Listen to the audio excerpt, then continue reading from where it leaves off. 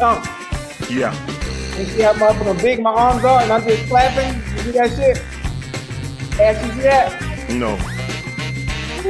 Woo.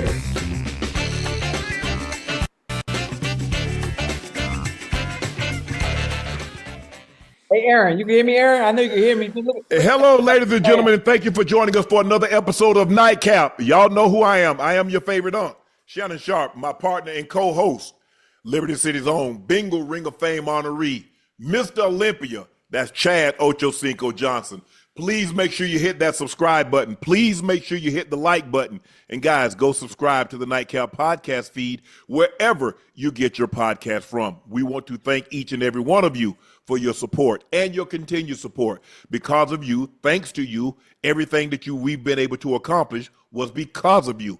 And with that, you have our deepest gratitude. So thank you again very much for your support and your continued support. Check out Shea by Laportier. We do have it in stock. Now, if you cannot find it in a city or a state near you, order it online. We'll ship it directly to your door. It's the best tasting VSOP premium cognac on the market. We beat them all. Try it for yourself. You will not be disappointed. Please drink responsibly and stay safe. Go follow my media company page on all of its platforms, Shay Media, and my clothing company, 84, with 84 being spelled out. The link is pinned in the chat. Supplies are limited, and once they're gone, they're gone. So please grab yours while supplies last. Ocho, there's saga, there's drama in Cincinnati. Joe Burrow says he wants the team to pay star pass rusher Trey Hendrickson. He says the team not paying Hendrickson is a significant distraction.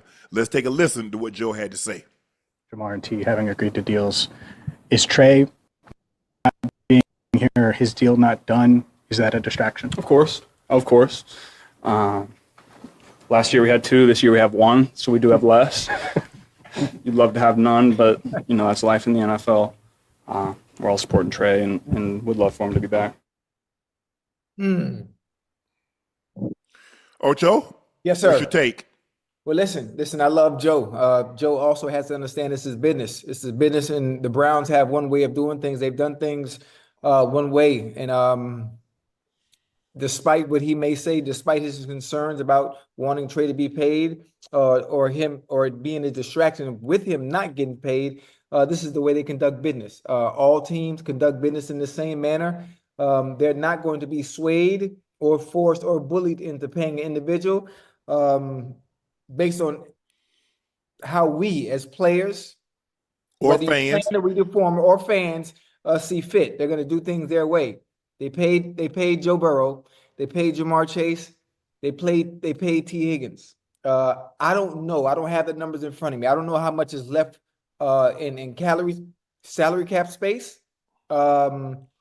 But not enough to pay Trey what he want. Actually, not enough to pay him what he want. But I'm assuming maybe they're trying to find some middle ground. But from what I've heard, there are no talks going on at all. So obviously, Trey is standing his ground, and he's not in a position, despite being the sack leader last year and the sack leader before that, the year before that, like. He was the sack leader, but what was our defense rank?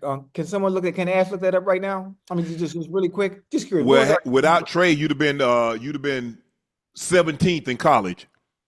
So you had Trey, so you was at the bottom at the NFL. Yeah, okay, so they look at all that. Look at all that. Listen, I want him to get paid. I want him to get paid based on what he's done, to date. But they look at it completely different than the way we look at it as fans. And obviously, me, listen, I love my Bengals, and I would love for Trey to get paid. But it's a tough spot that we're in. I'm not sure what's going to happen. I think at some point, if things don't get worked out, I'm assuming maybe a trade of some sort might happen at the least opportune time when we least expect it. I look at it like this, Ocho, considering he's their best defensive player. And when you look at that defensive line, who else? Most teams have 2 guys. Yes. You have Micah and then you have another guy. Or you look at, let's just say for the sake of argument, you look at the Eagles. They have multiple guys. You look at Kansas City.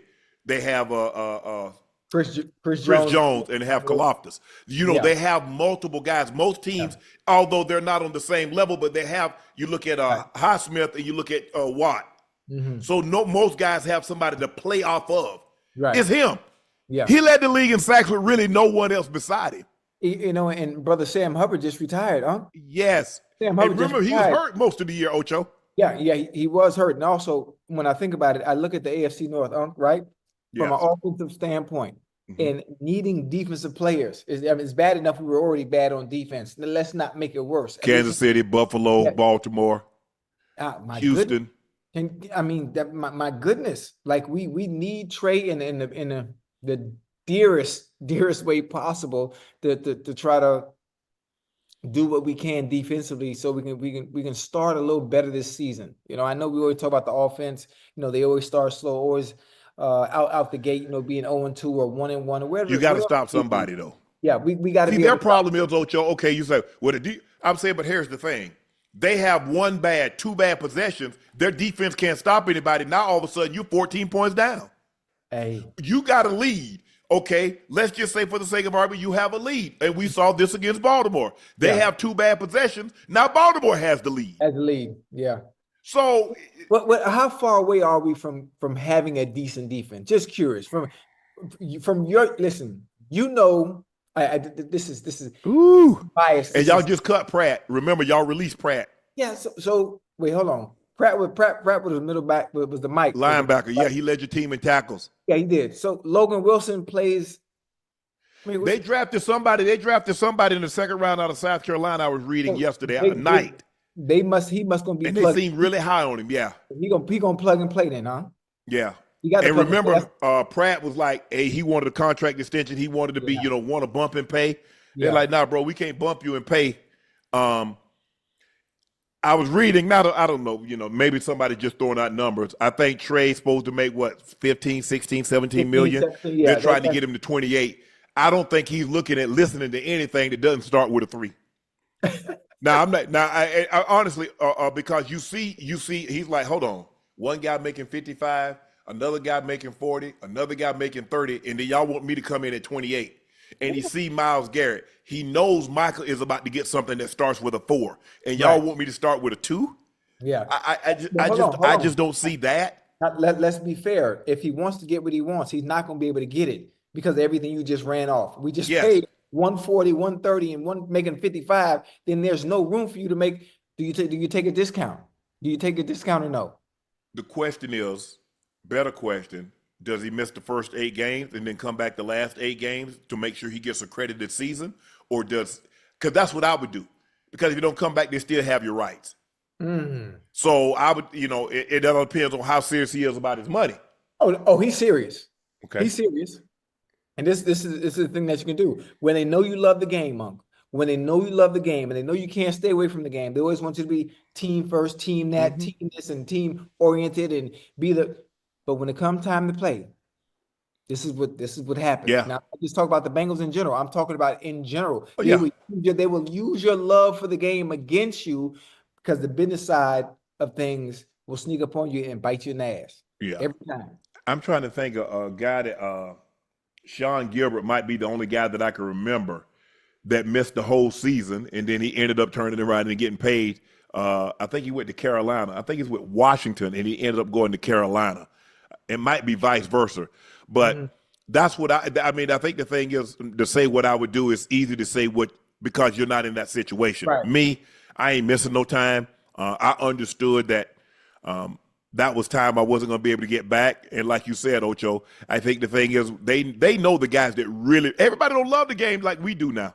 Yeah, no, so they gonna hard time us. Well, this all we got, knowing damn well we might miss a game, but we ain't missing no half of those seasons, no entire season, because we love it too much. Listen, the funny thing about it is I love the game, but I think during my time I was in fortunate situations. I think they came to me early twice.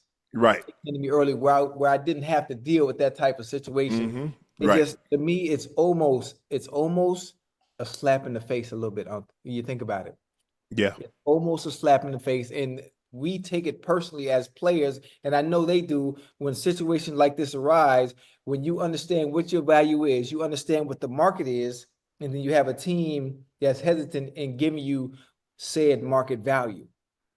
Also making it hard. Listen, one thing about it, I don't care how many players you got paid. There's always a way to make it happen, depending on who the player is. You do understand that, right? Yes, but So my they can thing make is it what I happen. don't get from the Bengals, Ocho.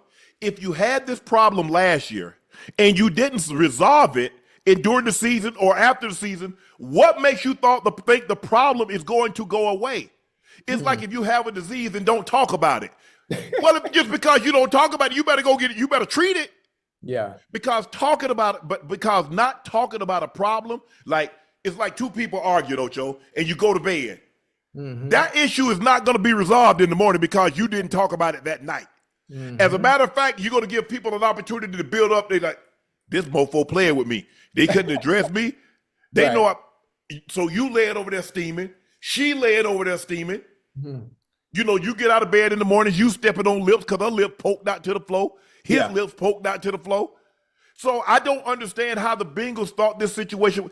And he had another 17.5 sack season, and he led the NFL in sacks. And somehow you thought he was going to, well, we got a good chance to go. You had a good chance to go to the Super Bowl last year or the playoffs last year, and it didn't happen. Guys are not, teams always want you to think, think big picture. No, the big picture is me and my family. And that's the big picture I'm thinking about.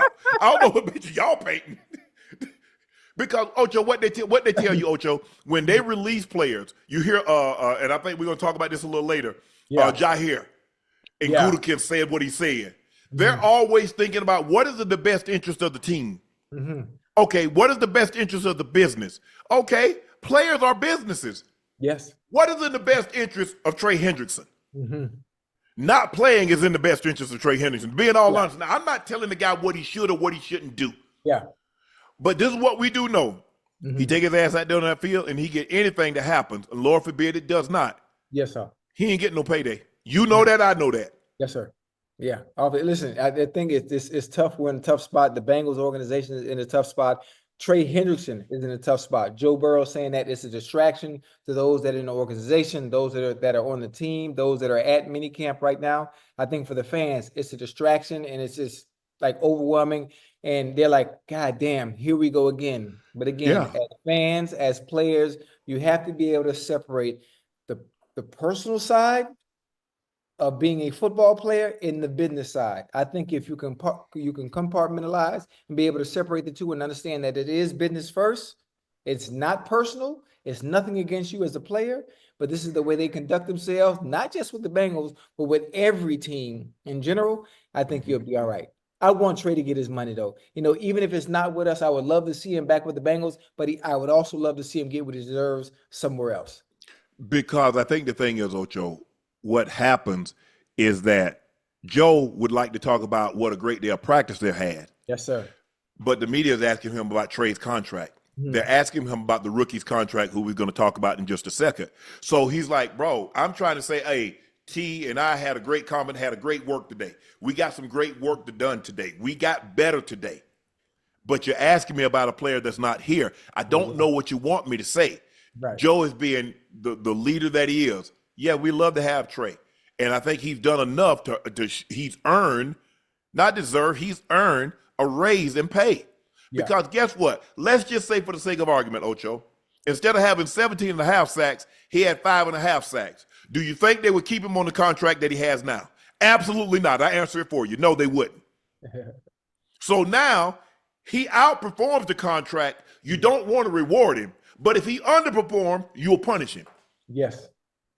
That's the way it is, and hopefully fans see that. And I understand. Look, I understand you running a business, but guys normally play better. Guys, after being in a business, your workers perform better when they're compensated. Yeah. Oh, and you're happy.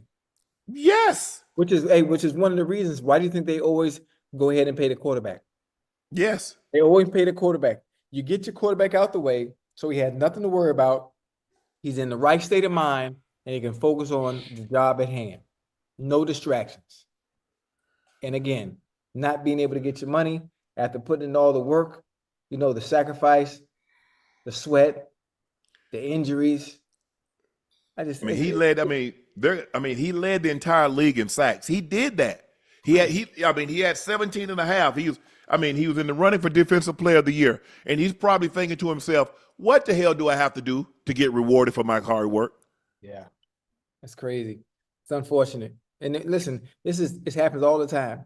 For sure. It happens all the time. Yes. It just so happens it's his turn. His turn. Bengals rookie Shemar Stewart is still waiting to take his first practice rep in the NFL. He also had some words for the Bengals today in comparing his situation with Trey's. Let's take a listen to what he had to say. Like some people say, we all agree Trey will be right? But technically he's still 1% wrong for being under contract. So in my case, I'm 100% right, so it should be a no-brainer. And in Trey's case, I think it should be a no-brainer too. I mean, he led 17 and a half sacks for 2 years back-to-back. If I was the GM or I was the owner, take all my money. But I guess they don't operate like that. But no, they do not. Hey, listen. Hey, Unc, it's easy to say take all my money when you're not the GM. It's somebody else's money. Oh, yes. Yeah, hey, man, get all Ocho money. Don't bother mine. It's easy to say that, but listen, you learn quick. You learn quick and you learn fast. The rookie will understand that this is a business and it's running a little different. It's running a little different. Now he's had 17 and a half sacks back-to-back seasons, right? And then they're hesitant on paying him. So in situations like this will tell you how they really feel about you. Yes. Because depending on who the player is and how much they value you and what you bring to the table, oh man, they're not even playing when it's time to get paid. I don't care who you are. This is what Mike Florio, a Pro Football Focus, right? This is Football Talk, PFT. He said the Bengals have decided to wedge a new clause into Stewart's deal. The clause would turn a default in any given year into a void of all remaining guarantees. And prior Bengals contracts, a void wiped out only the guarantees for the year in which the default occurred. Stewart refuses to be the guinea pig for the new term, and the Bengals refuse to blink. As a result, Stewart will be less prepared for training camp than he would have been. So in other words, a lot of times they put a clause in there, Ocho. It says if you do something wrong, the money you were supposed to get in that year is wiped away. Now they put the new clause in there and say if you do something wrong, any guarantee that you're supposed to get in 25, 26, 27, 28, that's gone too. Oh, no, hell no. I understand. To me, honestly, I don't like the verbiage, but again, I would have it on a year-to-year basis. If this year, if you mess up, and if it's conduct detrimental to the team, or something that is that serious where we need to recoup some of that money back that's guaranteed, I see fit to do so. Yes. But messing up one Devoid time, all the remaining whole guarantees. thing? Oh, absolutely not. Hell no. Not over what? But don't make me curse. Don't make me curse because I just got saved the other day. Don't do that. Don't do that. Don't do that. But see, listen, I know they're trying to set a precedent. I'm not sure what precedent. Not with me, you're not. Listen, outside of don't get in any trouble. Period. I don't know if he has a past history of doing things wrong. I don't know. For them to actually want to put that clause in his contract all of a sudden, out the blue, set a precedent with this individual. Yeah. I'm not sure what his past looks like. That's the only thing I can think of and why they would want to do something like that. And no. But it seems to be like this is something that they're trying to do moving forward. To everybody? Yes. It says because the clause would turn the default in any given year into a void of all remaining guarantees. In prior Bengals contracts, a void wiped out only guaranteed for which the year the default occurred. So if he did something in 25, okay, we wipe out the guarantees in 25. 26, 27, 28 is protected. Now they're saying if you default in 25, 26, 27, 28 get wiped away. Oh, hell no, Ocho. Damn. That's the whole purpose of guarantees, is to be able to get the guarantee. Yes. Yeah. I have a question. Are there any other NFL teams that practice the same clause in their contracts? Or we wouldn't know that, huh? Well, there's some you have a contract. Let's just say for the sake of argument, you in the NFL, you're a wide receiver. it's like coaches, like a college, like an NFL coach. I get you cut you say I got 3 years left on my deal at $12 million a year. Yes, sir. I get a new job, whatever. So now it offsets. So what they have is offset language. So if I get a job from another team, however much that team pays, that I have to pay the remaining. So if I get a deal for $9 million over there, I only have to pay $3 million over here where I got left at. You know what I'm saying? Right. Some people right in, there is no offset language. Jimbo Fisher got released. He gets all 80 of that remaining money. It was 82 to be exact. Okay. I remember that. So sometimes they try to put offset language where you can't double dip. Players can't double dip. So if you get released and you go sign with another team, I ain't got nothing to do with you. I want the money that you owe me, and I'm gonna get the money they gonna give me. Right. Don't you worry about what I got. You just go make sure that, just go ahead and make sure you keep the checks coming. I won't be, you got the wire number. Go and put it in there. Direct deposit. So that's, and some teams will have offset language. If you get another job, even in TV, you get released by one network, you go somewhere else, they just pay the difference. So you got X, whatever the case may be. So if you get say $5 million over here, you only get 2.5 over there, you're gonna get 2.5. Unc, man, this is as much as people love the beautiful game, I don't think they understand the nasty business side of it. No, they don't. The nasty business side of it. It can get ugly. It can get very ugly. And in fact, there's a reason why when it comes to contracts and negotiations or situations like this, there's a reason why the agents go in there and not the players. Because if the players go in those rooms and you hear how owners really feel about you and what they really want to do and the language they want to put in the fine print language that they want to put in contracts to protect themselves from having to pay you long term if you mess up. Listen, it was some stuff. I don't want to bring up the past, but it was some stuff in T's contract and in Chase's contract that wasn't suitable. It wasn't right. So if they were doing it to T and Chase, who the meat and potatoes of that offense outside of Joe, I know they're gonna do it to Trey, and they definitely gonna do it to the rookie. Oh yeah, for sure. So, but it's business, man. It's business. Yeah. It's never personal. I'm like, you know what I'm gonna do? I'm gonna call Joe Burrow agent. Hey, bro, y'all got this language in your contract? They do it all the time. Yeah. They do it all the time. Nah, bro, I'm not finna be no guinea pig. You're not finna set no precedent with me. Right. And then everybody that comes after me, they looking at me crazy because I allowed it to happen because I was the highest draft pick the year that they started this foolishness. And I agreed to it. Now, how can this go though? What if he refuses to play? What if he refuses to sign the contract unless they remove that language? What happens? That's it. They either have to remove the language or he has to say, I'm not playing. Ooh, that can get ugly, huh? Mm-hmm. I hope he got some good NIL money. He hadn't spent too much. He hadn't promised his mom or dad or whomever a house yet. Right.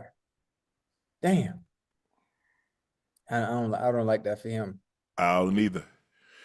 Aaron Rodgers was the latest veteran quarterback to weigh in on mentoring the next generation. In his case, he was asked about mentoring Will Howard.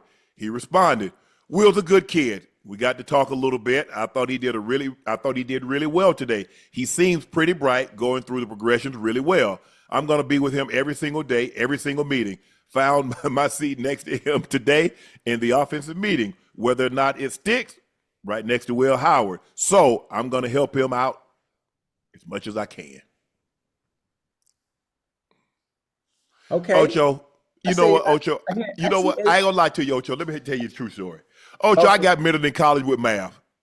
Ain't none of that ish stick.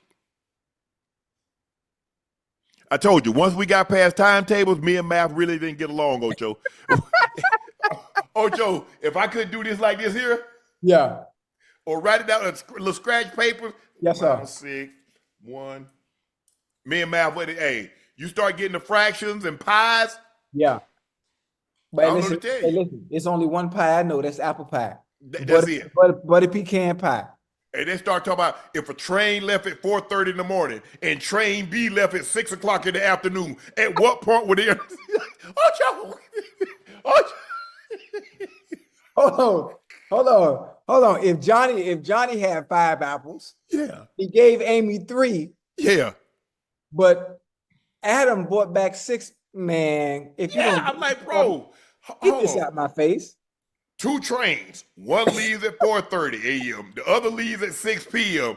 At what time would it? I don't. How fast are they going? I don't know. What? Man, see Ocho. I don't know why they just couldn't do. Why they could do 12 times 12. Why they could do 60. 49 from 60 is how much. They start doing all that other stuff. They go with me. So. Me and math, we were not good. And math ain't my favorite thing. What? Oh, sure. Hey, Yeah.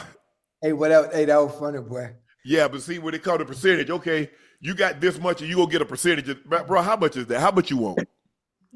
How much you want, man? You start getting, hey, let's do a round number because we start getting $776 and you getting 3.5% of that. All right, come on, bro. Hey, I got $35 for you. Okay, $35, do you? Bro, you asking an awful lot, man. I ain't got time to be doing all that. You know, you do this and you add 0.24 or 0.4. Nah, man, I ain't got all that. I ain't got time for that. So no. So I get what Aaron is saying. Mentoring, because everybody processes information differently. Ocho. Yeah. Me, I was a visual learner. I Right. need you to see you put it on the board. Don't, hey, Shannon, I want you to go do this and do that. Like, no. Draw that issue on the board. And once I saw that's okay, I'm good now. I'm good. Yeah. I'm a visual learner. Don't explain nothing to me. Show me.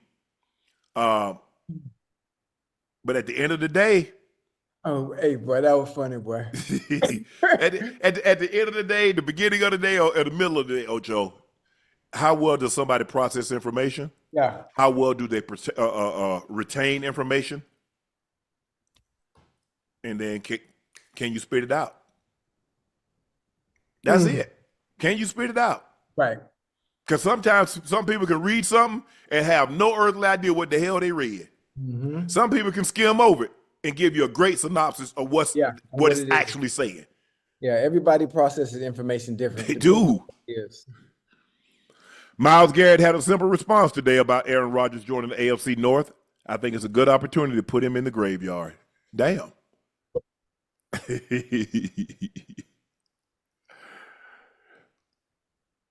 That's the type of answer you expect from a defensive end. Oh, yeah, for sure. That's the type of answer you expect from one of, if not the best defensive end in the NFL. Listen, he got to deal with Aaron Rodgers twice a year. And he let them know ahead of time. You already know what time it is. I'm not here to say something nice about you. Oh, no. At all.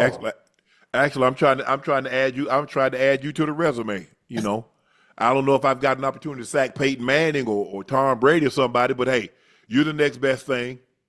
I'll take. I might not have an opportunity to get them, but I can get your ass. Yeah, most definitely. But they asked the wrong one. Packers CEO and President Mark Murphy had some shade for J.Alexander when asked about the recent release. He's been a great player for us, obviously. Elite talent. Unfortunately, just injured a lot. Unfortunately, that's a big part of the game. We've been used to playing without him. Alexander played 14 games over the last 2 seasons. Yeah. Damn. Hey, played 14 games. Listen, injuries is something you can't avoid. But one thing I know about that young bull, when he's healthy, when he's on the field, and he's playing man-to-man in your face, he going to give you everything he got. And he one of the best at it. He one of the best at it, but he doesn't get the credit he deserves because he's been injured. I can only speak on what I've seen when I see him on the field. Mm-hmm. He going to talk that trash to you too and back it up the best he can. Him and Justin Jefferson matchups, those matchups were classic. He won some and he lost some. But either way, I'm tuned in every time them two used to line up together. He gonna go somewhere. I don't know where he's gonna go, but wherever he goes, they understand. They need to understand what they're getting when he is healthy and do whatever they need to do to get him on that field and keep him on there. That's the toughest part about it, Ocho, because being available is a big part of how good you are. Mm-hmm. You know, boy, he's a good worker. When I can get him to come to work, that ain't what the damn did. Right. And I look, he's injured. I think he said he had a meniscus or something. He had a shoulder injury. When you play a skill position, it's hard to go out there and play with something's wrong with you. Yeah. Because you got a lower extremity, because that's how, where am I going, Ocho? If I can't, all of a sudden, I can't be sudden. Right. All of a sudden, I'm a DB and I can't raise my arm. Mm-hmm. How do I knock down a pass? How do I intercept a pass? Or if I got an injury, something with my knee, my hips, or something, ankles. And because guess what? Only thing people in the stands see and people at home see, man, Jair gave him a touchdown. Man, he's sorry. He done fell out bad because he used to be good. He done fell out bad. Yeah, that's what they see. Yeah. They don't see Monday to, getting treatment and all that stuff. You're not able to practice. You potentially have to shoot up. You have to take medication. They don't see any of that. All they see is Alexander on the back of that Packer jersey and whether or not he's making plays or not. It's really that simple. Yeah. Did you or didn't you? Damn. That's unfortunate, man. And I guess they were trying to come to a number that was amenable to both parties. Right. Excuse me. And they could just never get there. Maybe he thought it was too low. They thought it was too high. Right. And at the end of the day, we've seen teams and amount of money they won't eat, because we've seen them eat Aaron Rodgers' contract, Green Bay. We've seen the Broncos eat Russell Wilson's contract. So there is not a denomination, 40, 50, $60 million. They don't care. No. And there's a good chance the Falcons probably have to eat some of Cousins' contract. So you don't think, obviously he's not gonna move, huh? No, because I'm sure they're gonna want whoever take him to pay a substantial chunk of that contract, and they're like, nah, we just wait for you to release him and we can get it for minimum. Okay, yeah. Damn. I mean, to pay $50 million for a backup. Woo. Hey, that's good money, there, boy. Can you imagine? Yeah. Backup making $50 million. I remember when this deal came down and you and I was talking about it. I said, Ocho. Yeah, we sure was. Yeah. I said, Ocho. I sure thought he was gonna get at least 2 years in. I didn't know he would. I didn't know it would be that soon, huh? I said, at best case scenario, he gets 2. I said, but Ocho, what if he only gets 1 and you got all that guaranteed money? You're in a Russell Wilson situation. Yeah. Yeah. And that's exactly what happened. Now, Russell's situation was a little, they wanted some protections to get the guaranteed money, blah, blah, blah. Russell's like, nah, I'm not waiving that. And I get it. But Cousins, man, and I think they still got another $10 million next year they owe him. Because he got 110. I think he got 100, signed a 4-year, $180 million deal, but 110 of it was guaranteed. 50 signing bonus, and then 60 over the next 2 years. Hey, one thing about Brother Cousins, man, listen. God has been good to him. Great. And his timing has been impeccable every time, and he bet on himself. One thing about it, when you bet on yourself, he's come out on top every single time. So how much you got? 84? You got 84 to sign? 184 million, not no 84 million. That's $21 million a year. Huh? No, we talking about Cousins. I was like 20. No, it was way more than that. Yeah, and that's the thing though, Ocho. I mean, Cousins got like 50 million guaranteed, got signing bonus. Because I think he had 110, it was 180 for 4 years, and then I think he had 110 guaranteed. Maybe 150 guaranteed. Woo! Hey, could you imagine, chat, could you imagine, just close your eyes real quick and just imagine you go to sleep tonight and you wake up in the morning and it's 50 million in your bank account, but Uncle Sam done took half of it. Ocho, he got 90 fully. If you think about Ocho, he's never had a contract since he became the starter in Washington that wasn't guaranteed. Because remember, he played on the franchise tag 1 year. He played on the franchise tag the second year. Yeah. Minnesota fully guaranteed the deal, and then he came back and got another fully guaranteed deal. And now just gave him $100 million fully guaranteed. Hey. So he got 50 this year. He got 50 last year. He got 40 this year. That's 90. He got another 10 next year. Hey, listen, that's God's child, man. God don't play by his children. He don't. But when it comes to Jair, for the Mark Murphy to say what he said, you think that's fair or foul? You know what? What did you tell me? What did I tell you? I want owners. You say you want the truth. More owners need to start speaking like this. Tell us how they you don't really have an owner. They have a CEO. CEO, they're the only team that doesn't have ownership. Right.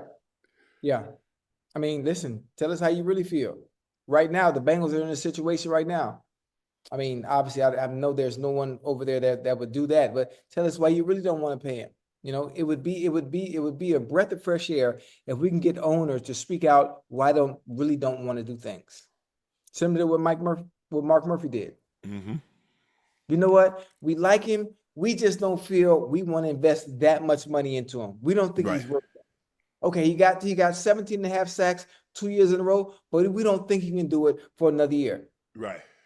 Just come out and say it. We don't see him as a Micah Parsons, or we don't see him as a Myles Garrett type. He's a tier 2 defense end. Come out and say it. Because if it was anybody else, hell, if it was Myles Garrett, you're going to get your money. Well, it's kind of like, I think, who was it? Ranch Ricky? Guy wanted a big contract. He said, what'd you hit last year, son? He said, I hit 350, 17 homers and 85 RBIs.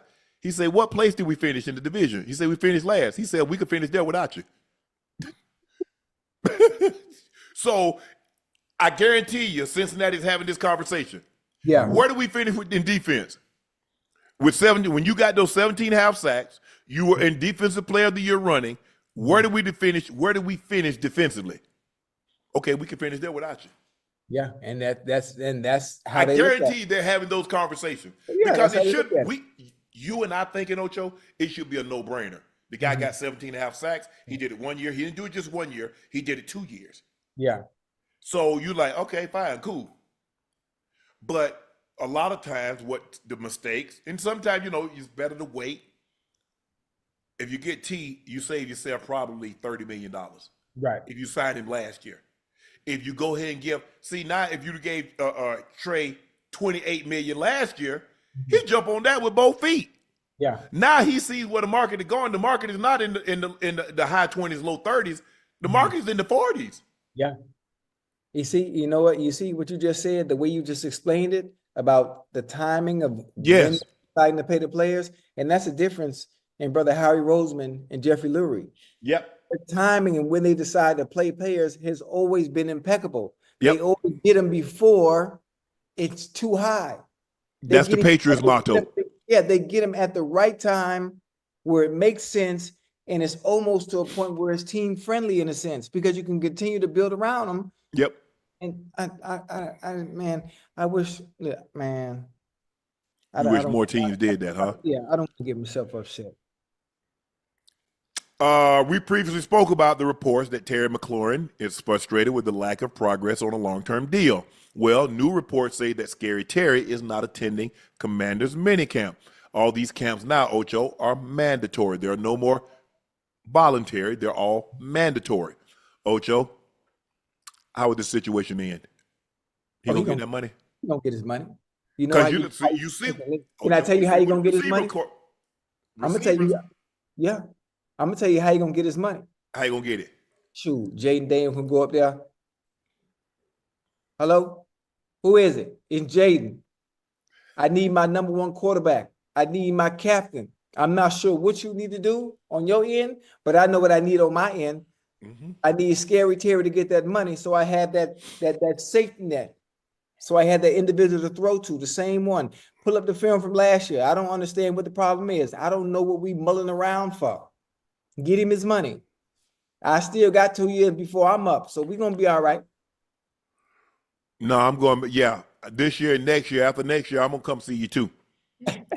And if I got him, that increases my value too. Thank you. Because I know I'm gonna put up big numbers, and I see where it's going. So I'm trying to get 62. Damn. Oh, I'm trying to get. Hold on. I'm trying to get Josh Allen number. 62? Josh Allen would have signed 2 years. I'm 2 years after Josh Allen. I'm Right. trying to keep the market going. Okay. How much Josh Allen got fully guaranteed? I tell you what, you ain't got to give me but 300. Make it all guaranteed.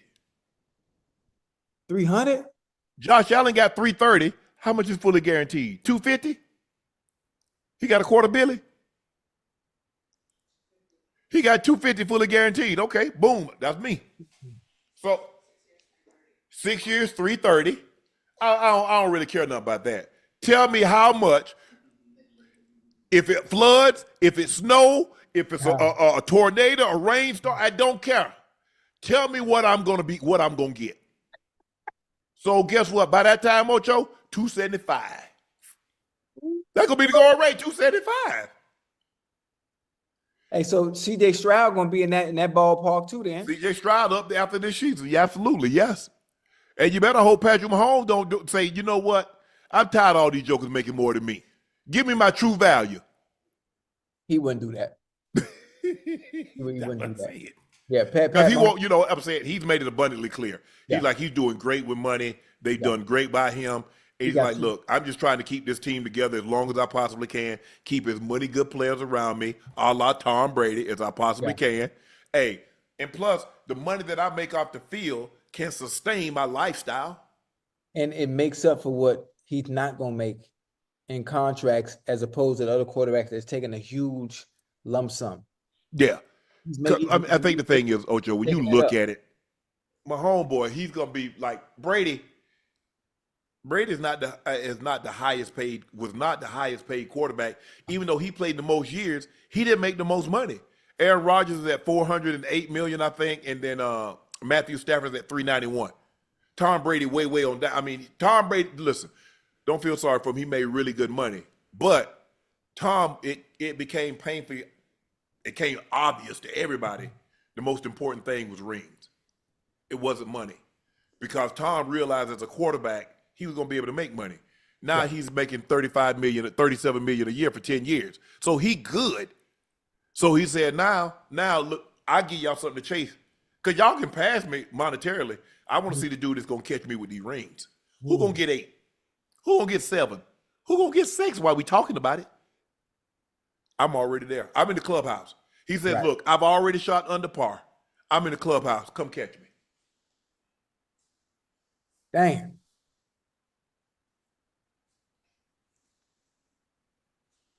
So, goddamn. Terry's like, look, bro, I done been to the Pro Bowls. I done 1,000-yard seasons. I don't really know what else y'all want me to do. I don't know what else I need to do to show you that I'm worth whatever I say I am. See, his situation is different.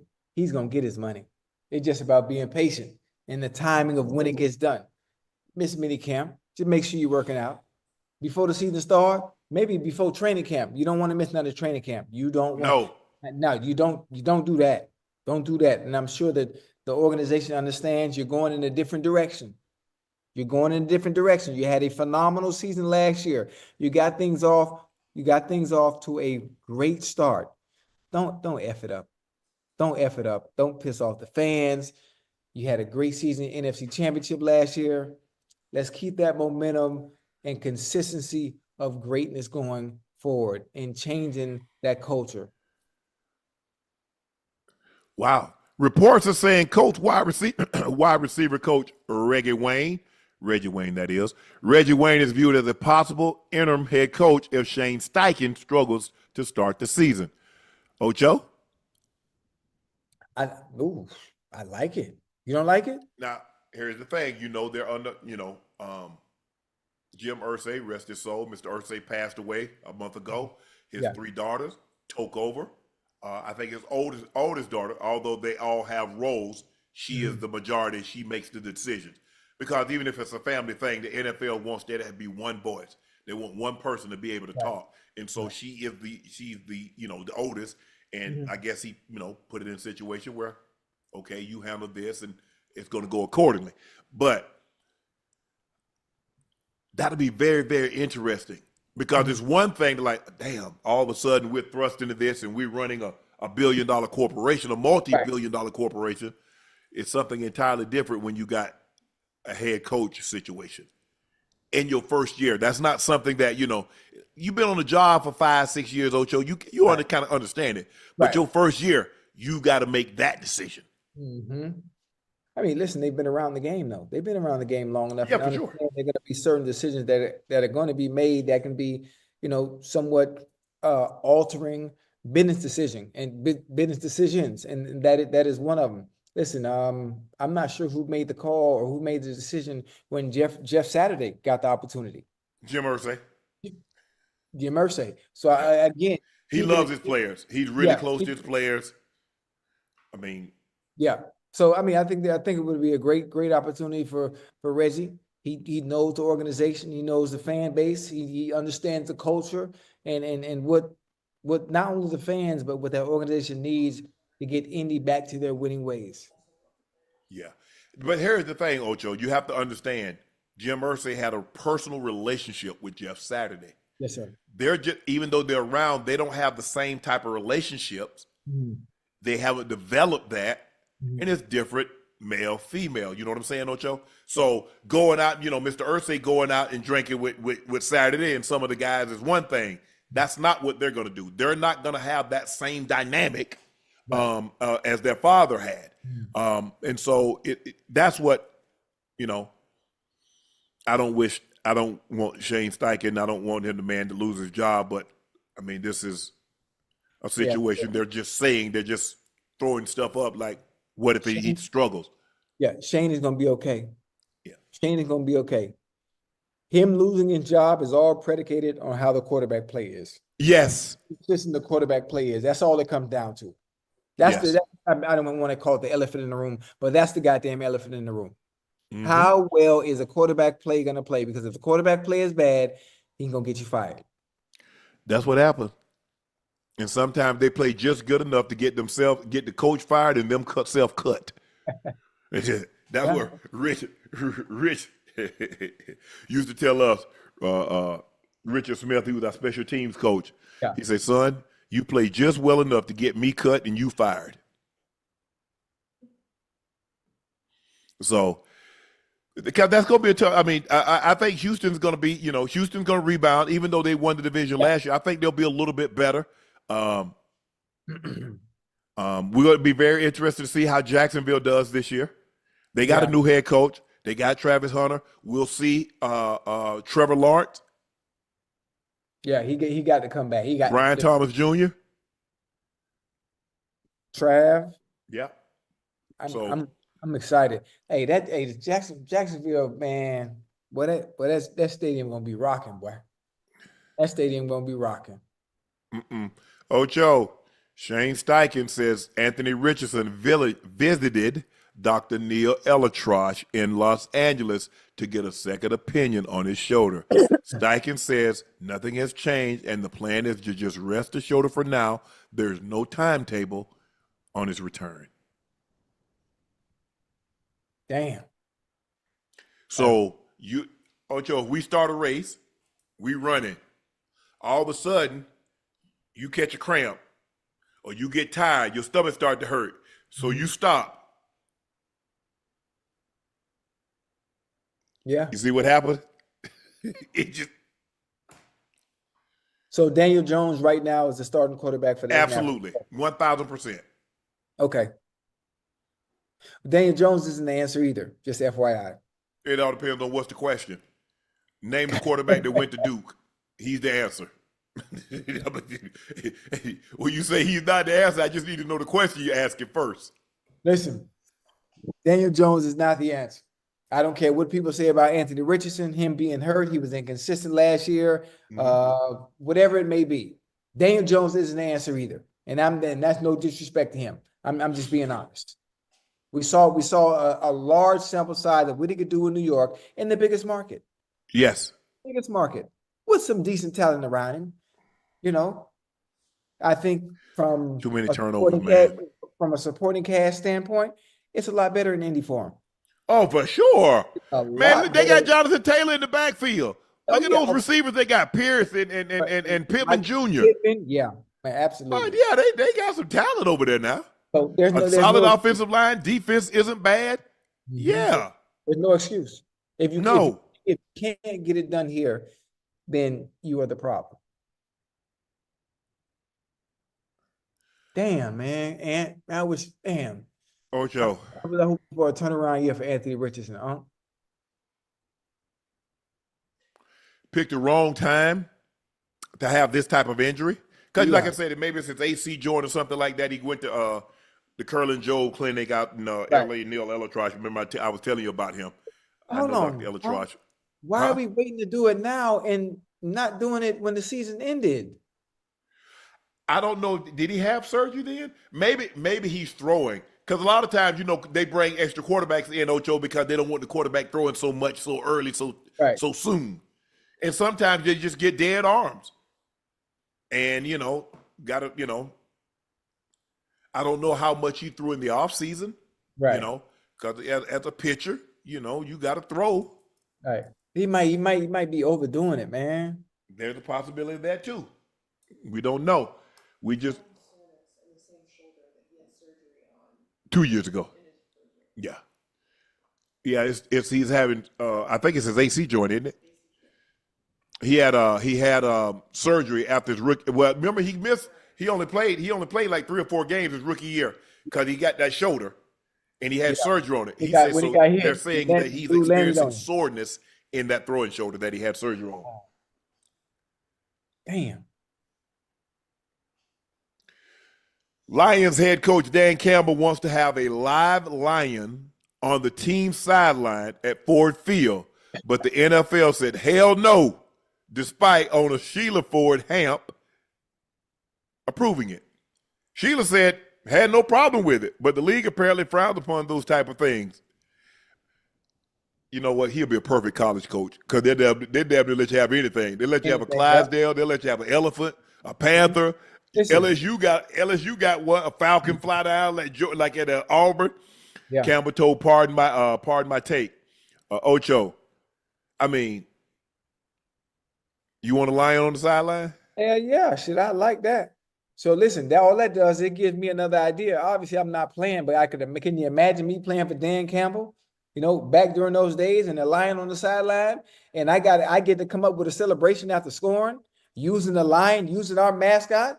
Man, yeah, I can see me jumping in the cage. I can see that lion tear your ass up in that cage. NFL say the last thing the NFL want, that effing lion mess around and break up out that cage, Ocho. But don't nobody want no part of that, whether you got on pads or not. Because here's the thing. People don't realize, like, you see a lion on television, and you're like, he ain't that. But when you see that mofo in person. Up close?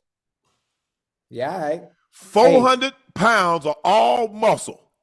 Hey, I want you to think about it for the people in the chat that have cats, right? Just think about this. Think about the people that have cats and how quick and agile your regular home domestic cat is. Now you take a full, how much they weigh? 400 average, a male lion. 400-pound lion that has that same type of agility and quickness. Just for some reason, they sleep 23 hours a day and can still jump out. Man, their athleticism is unbelievable. Unbelievable. And they so damn lazy. Hey, they sleep half the day. They hunt at night, get their little hunt on, get their little, and just chill. Yeah. What a life. Bro. Nah, like I said, in college, they let anything go. They have goats and they have rams and they have, even Colorado, they can have Ralphie running on the field. Yeah. Who was that? Oklahoma got Boomer Sooner, and the little mini horses. Yeah. NFL said, nah, we good. I like it though. That would be dope. That would be dope if they could implement mascots that reference the teams but had the real mascot outside of Well, we got mascot. Thunder run on the field every time they score a touchdown. the horse. Yeah. Yeah. See, every team. I'm saying every team. The Bengals should have an actual Bengal tiger. I mean, I think it would be dope. It'd be fun. Man, you out your damn mind. I'm just being honest. Well, the Cowboys, they do have a cowboy. I mean, So I'm trying to figure out the Giants, how they gonna get a mascot. How tall he gonna be? He gonna be Dad? Are you gonna be Goliath? what is the Giants? What is the Giants mascot? A giant? That's it? Yeah. Okay. I like it. I like it. I'm just trying to figure out. So The Seahawks having a Seahawk. yeah. The Colts obviously having a horse. I'd assume. Mm-hmm. The Chiefs, that's easy. Who else we got? Broncos, obviously you have the horse. Yeah, we got Thunder. Okay. What up? Panthers, having a panther. Oh, that would be dope. A Black Panther coming. Oh, that'd be live. I'm trying to think what a Ravens. It's easy to get a goddamn Raven. Yeah. Buffalo Bills. Could you imagine if they had a big bison? Oh, you want him to run out on the field like Ralphie, huh? Yeah. Get you a real bison, man. Yeah, NFL they might as well just, try something The different. one thing about the NFL, they do not want to pay no money. They make all the money though. I know. That's how you keep it. You keep it. You make it, and you don't spend it away with lawsuits. Yeah. Marvin Harrison Jr. has been hitting the gym, Ocho. Even Kyler Murray couldn't believe how different Marvin Harrison Jr. looked. When asked about his transformation, Kyler said, "Hell, I thought it was AI." Yeah, he yoked up. He more than you, Ocho. He got you. Nah, we about the same size. Nah, Ocho, he got you, Ocho. Nah, I'm bigger. I'm bigger than Junior. I'm bigger than Junior. Nah. Trust me, man. Trust me. You see, Chat, what y'all think? Y'all think Ocho bigger than MHJ? all they got to do, look at me, man. Look at this. Man, look at him. No, look at me. Look at this. This is McDonald's, man. What you talking about, man? Yeah, see, he got real good chicken breast. He probably had some broccoli, Who, me? cauliflower, maybe a little carrots, a Caesar salad, kale salad, arugula, something like that. Me? What you talking about, man? What is real, boy? What you talking about? I'm a full C cup. Like I gotta put my tea. I gotta get an egg, a one size smaller t-shirt just to keep my chest down. You're still a small. No, what? This is a 2X. No, it ain't. This is a 2X from H&M. I can show you. Show me.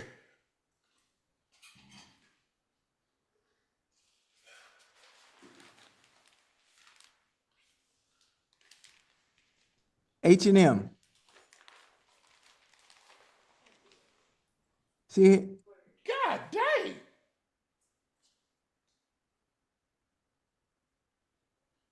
Joe sent me some shorts.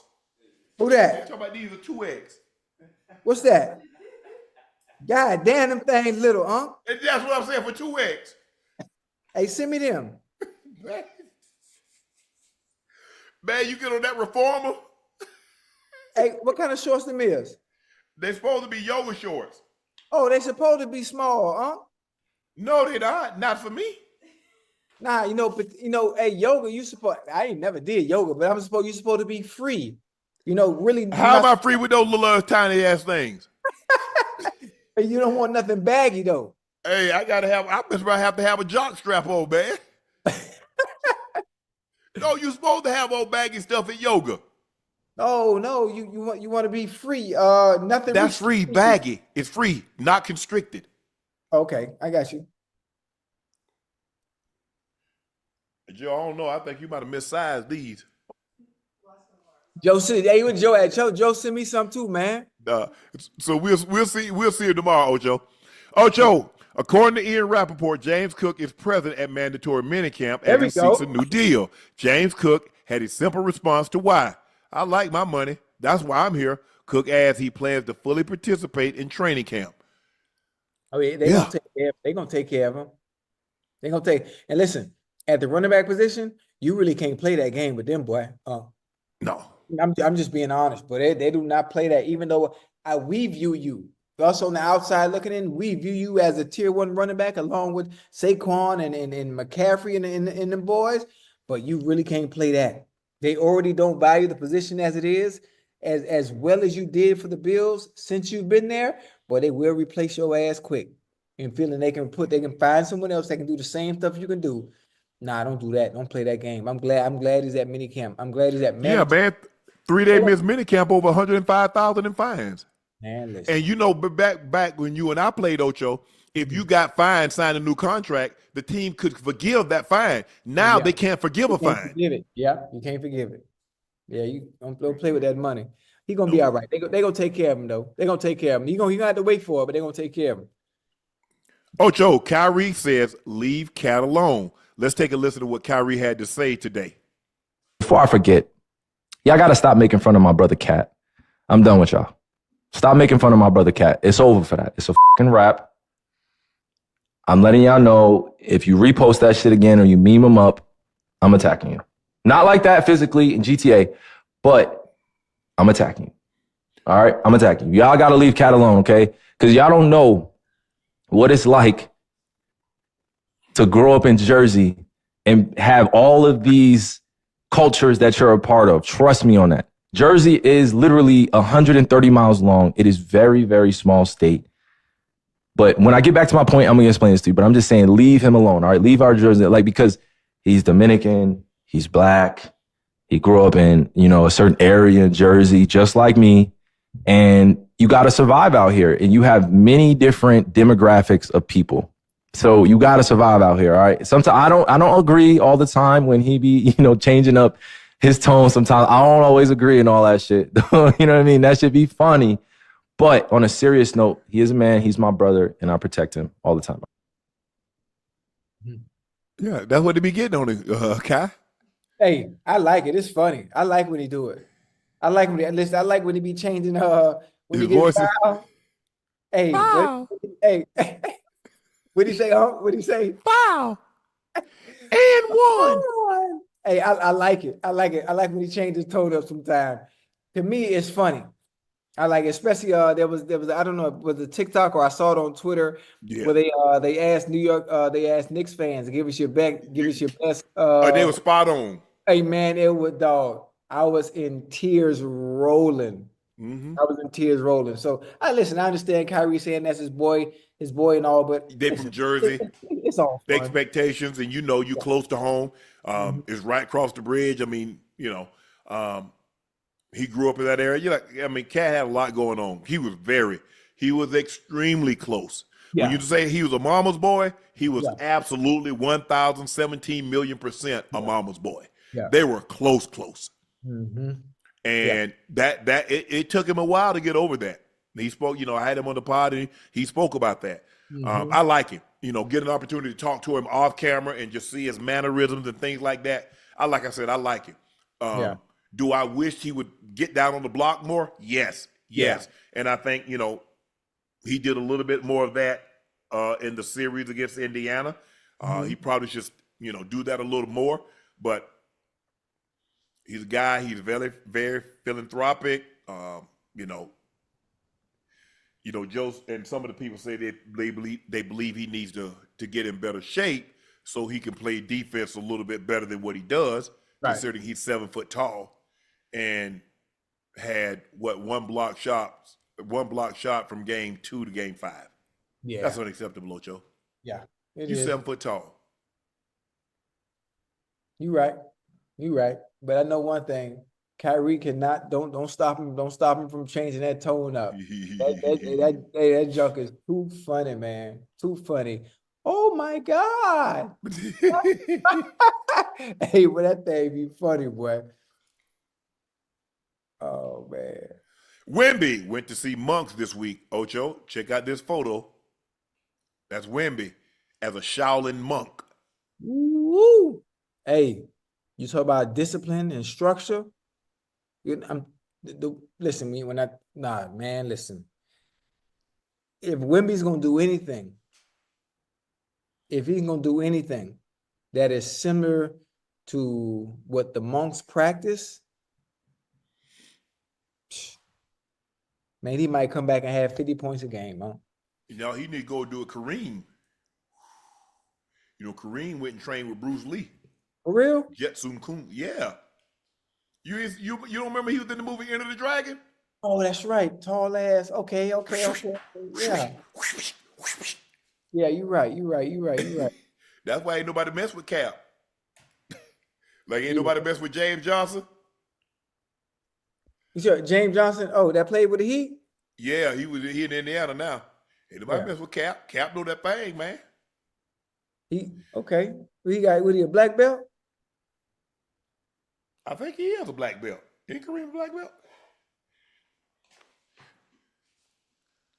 I'm talking about James Because Johnson. I think Bruce Lee disciplined with Jetsun Kun.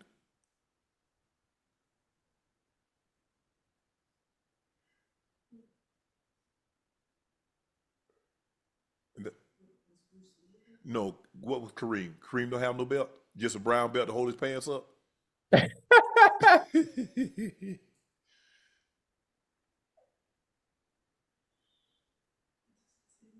He probably ain't got none.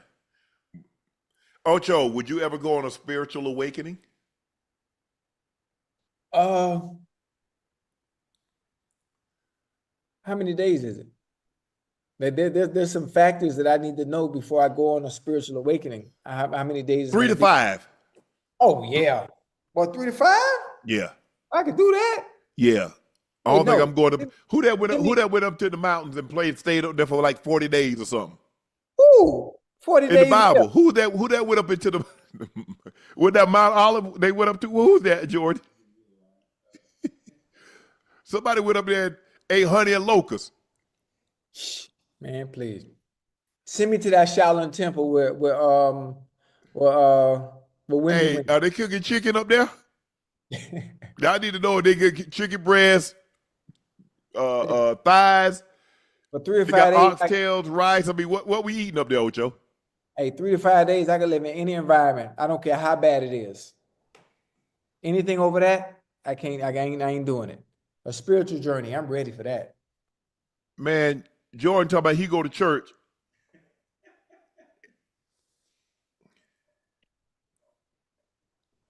Hold on.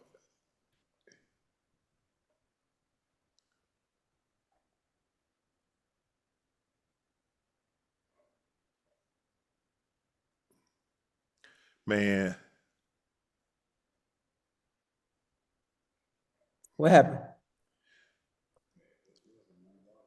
Yeah. That was John the Baptist.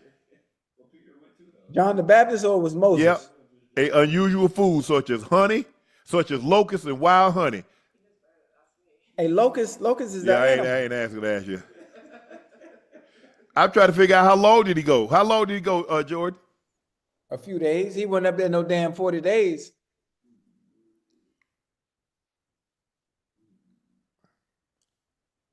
So he wore a garment of camel's hair and a leather belt. Damn, they had camels way back then, huh? Woo! Hey, he was flat. He put that shit on, huh? Hold on. Titus.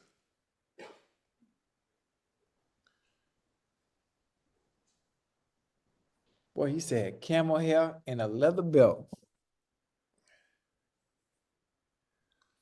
Hey, I like the idea. I like the idea. Let's do that spiritual retreat. And we could do the spiritual retreat, right? Both of us could go, and then we could talk about it on Nightcap.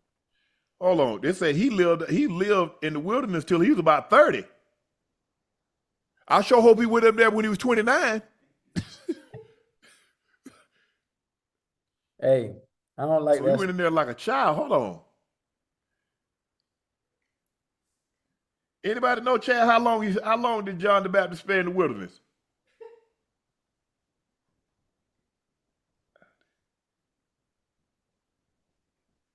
$30 years. Nah, come on, man. Nah. I'm just saying to say, hey,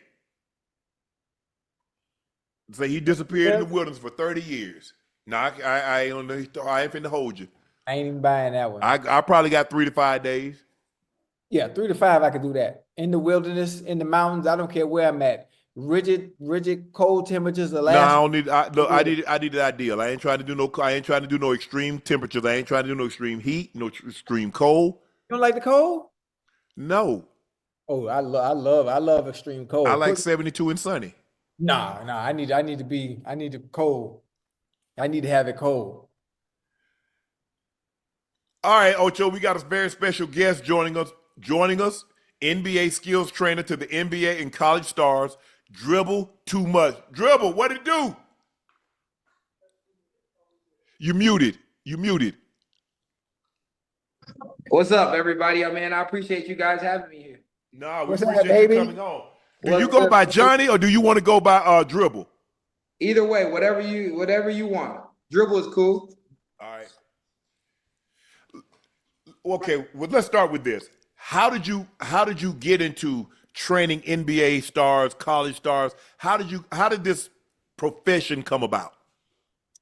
Well, man, chasing the dream and, growing up in my environment with nobody going to college in my family and being a Haitian American in my neighborhood, I just fell in love with the game, man. And, it kept me out of trouble and did a lot for my mom's heart, saving her, keeping me out of the streets and on that basketball court. So from there, my goal was to play Division I. I ended up playing at Liberty University with Seth Curry. Then I ended up chasing the dream to go to the league and playing in Mexico and getting hurt. And I feel like God pushed me to really be teaching more than playing. And I just committed 2 feet into that, and I started a brand called Handle Life. Okay. So was your goal eventually was to play in the NBA? Did you want to play in the NBA? Did you have aspirations of playing in the NBA? Yes, I had aspirations to play in the NBA. It was my goal to get there, and no matter what, and playing in Mexico in the horrible floors, it gave me stress fractures, and it messed up my journey, and I just didn't feel like, it was time for that anymore, and I just felt like it was calling me, to invest into these kids, these young kids, man. You feel me? Yes. Hey, listen, when you were a kid, man, dribbling, you from down here in the crib, you from Boynton, huh? Boynton Beach, Florida, baby. Hold on. Hey, well, I didn't know you was from the crib. What? I'm from Boynton, 561. I said I'm Hold on. Haitian. That's how you knew. Hold on, you right down the street. Where you went to high school at? I went to Boynton High. Okay. Yeah. Hey, so Lamar went to Boynton too. Lamar Jackson, Travis Hunter. I played with Travis. So Okay. I was the receiver on Boynton High with Travis Hunter's dad. So Okay. Yeah, I don't think people know about what Travis Hunter's dad was doing out here. I know about senior. Yeah. Yeah, definitely. Hey, listen. Your client list reads has an all-star battle. You got Chris Paul, DeMar DeRozan. You worked there, Kobe White, and more. When a future Hall of Famer walks into your gym and decides to get work, how do you decipher what someone that is already established needs to work on as opposed to someone that comes in that's new? Man, that's an amazing question.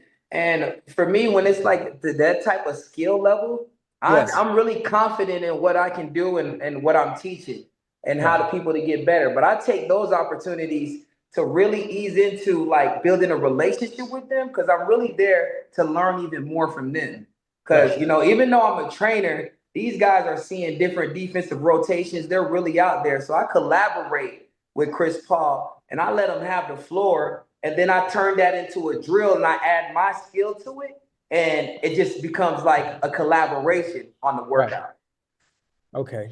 So what's your opinion on the criticism with personal trainers and AAU ruining American basketball while we see the European players? We haven't had an American-born MVP in, I think, 7 years. So you hear LeBron say it. I saw Richard Jefferson say it. I've heard Dwayne Wade say it. I heard a lot of guys say AAU and personal trainers are ruining it because, and we see the uptick and European players starting to dominate the league? Well, I would say AAU is almost like, it's like when we was back in the days on that outside court until the lights coming off, playing 10, 30, 40 games on concrete, right? Yeah. It's just a new age of basketball. But my opinion on it is there's always going to be a chance to play now. You always going to have a game to play. So to me, what they do overseas in Europe is they really care about the development and teaching the game and playing the game the right way. And then everything just starts to develop even more. So my opinion about it is I care more about the development. I think trainers are all the social media kind of, gave training like a bad rep a little bit, because some guys are just out there doing it for fun. They're not really like committed to really learning the game and then giving back to the community and helping them get better and develop. It's more, it might be a content play. Okay, I'll show you how to do these 3 moves. I get, millions of likes. I do this trick. And it's just like, it's a messy world right now with social media and all of it. And I come from the old school, man. I put the work in, the sweat equity, and I just happen to have 1 million followers by my skill. So That being said, I think if you focus on developing your craft, having a good skill and hard work, the followers will come. And I think that's a little bit far removed right now. People think they got to be on a, social media channel or have this type of collaboration. No, put up the work, put in the work. And there's a lot of resources now, no matter where you play, they will find you. So that's the positive thing about it. There's always games to play, but the development needs to take a real hit, in my opinion. That's a good thing that you just said that too. And obviously for all the parents that might be watching, how are they supposed to tell the difference from those that are trainers that can help with a child development and improving their game, and those that are just taking money for content purposes? Yeah. Man, it's really hard to decipher sometimes, because it is a business and coaches got to make money because they're investing. And so they got to kind of pull their weight. But man, it's just far from removed from community basketball and that coaching your community that, that's still working there probably right now. You guys probably know a coach that helped you out when you was younger and still in that same community. And I think with the resources and the opportunity with basketball and the money involved and all of these things, it just takes out that love just to helping somebody just because you want to see them make it. You kind of start seeing like a benefit out of it. Like if you help this person. And I come from an era where, at Ezel Hester and Boynton Beach Community Center, that's changed my life. Like I still got coaches now that I go back every year and do camps and clinics there. And I think the coaching is it's just a different world, man. I'm still learning it, man. You guys are doing an incredible job with the media, man. Appreciate that. When you look at handles, how do you rate handles? Do you look to somebody that can just pat the ball like Kyrie? Kyrie has tremendous handles, in and out, the heads. He's great with either hand. He might be the best below rim finisher in NBA history because of his skill set and the way he can spin the ball and the English he can put on with either hand. You look at, there have been great ball. Rod Strickland could handle the ball. Isaiah Thomas can handle the ball. Tim Hardaway and Allen Iverson had the crossover. So How do you judge handles? Man, first of all, do you have handles? No. Because the way you described it, man, my ankles is on the floor right now. Yeah, I'm the hooper. I'm the hooper of the crew. Okay, bet, man. Handles, man. The game has changed because now, if you can dribble the ball and space out the floor and get in that paint and kick out for 3, like everybody is trying to handle the ball. And I think the Warriors really changed the game when Draymond started running that point. It just made people even be more aware of handles, along with the guards that were winning back-to-back years from like Stephen Curry and Kyrie Irving. These guys are being successful with handles. So I think you work on handles, you work on everything, but the game is really about reaction. Even those guys that you see doing the highlights, they're really reacting to defenders. So with handles, I like to teach kids on how to control the ball, like starting from the feet down. Ball control, footwork, shoulder, ball manipulation. You learn all of that to get to A to B really quick. And if somebody stopped that, then you got C and D. So I think it's just about how people are teaching the kids to be involved in the game and use their handles, whatever position it is. And every position, you got to handle the ball. To me, even if you're a big man in a dunker spot and you catching the ball and you got to take one dribble to finish on the other side, that's still ball handling. If you got to do a Euro and pick it up off the ground, that's still ball handling. So I think it's really a part of the game that's really lift up in the community of basketball. And a lot of people are seeing the advantage of having good handles. But what we see now with handles, we didn't see the guys. Guys got handles now to get their shot off. You look at Steph Curry, he's in and out, back. Hey, James Harden really started it where he would go and then get that up. Guys didn't really have guys had handles to like break down a defense. Now guys have handles to get a shot off. Yeah. You look at a Kyrie, you look at a James Harden, you look at a Steph Curry, you look at these guys with the pull, Kevin Durant with the huge crossover to get to his spot. Yeah. When did that transition happen? When did we go from, because guys back down and just turn over and shoot over one shoulder to the other. When do we get to the guys with the ta-ta and get the shot off? That's such a good question, man. That's a really good question. I just think the game started evolving and the defense started getting, with the game evolving, with like Kevin Durant putting pressure on another big fella, he's taking advantage. Back to the basket against a big fella his size, he might get that contest. Right. But if he bring him out there and he's been working on his handle all summer and he feels comfortable, now you forcing somebody that's out of position to guard somebody like a guard. And I've worked with Kevin Durant, and he moves like he's 6 foot. Yeah, he's smooth. Boom, he got little pockets he could get to off the pull-up. And it's just much easier if you can handle the ball. You still got the bump fade. You still can create space. But if you can move that ball like a guard without getting turnovers and being efficient with it, you cause problems and you win championships at that position with Kevin Durant, in my opinion. And Shea with the snatch. Shea got that snatch now. Bro. That snatch. Hey, do you see? I like street ball, right? Yeah.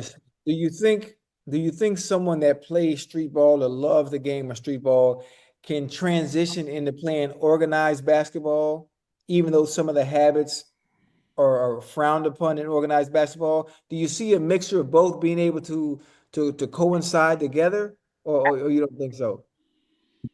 Absolutely. I think street ball is really unteachable. You got to almost be in that. There's some things now that I might do with the basketball. Right. And try to teach NBA guys on how to do it. Right. And if they ain't grow up in that era of watching N1 mixtapes, Skip to My Lou, and all that kind of stuff, what I grew up with, the rhythm is a little off. Like back in the day, I'm popping in a mixtape and I'm watching it over and over. This is like street ball. They carrying the ball over. They, everybody do, rolling everybody doing that with it. It just makes you more comfortable with the ball, and it also brings out your personality. Yeah. And nowadays of basketball, especially with everybody trying to dribble the ball, they gonna box. They could box you, and you only doing this, right? And then you got to work on your handle on the low, and then when you pop out, everybody see it. But I think it just opens up your personality in street ball. It's all. I remember, rest in peace to Escalade, even him, like it's big boys handling the ball, being able to create space, move like a guard. Some of the things in street ball, I think it carry over a lot, and people who has that flair, like it's that, even Stephen Curry does a couple of street ball moves. A lot of them guys have adopted that. Yeah, they adopt but they know how to use it efficiently.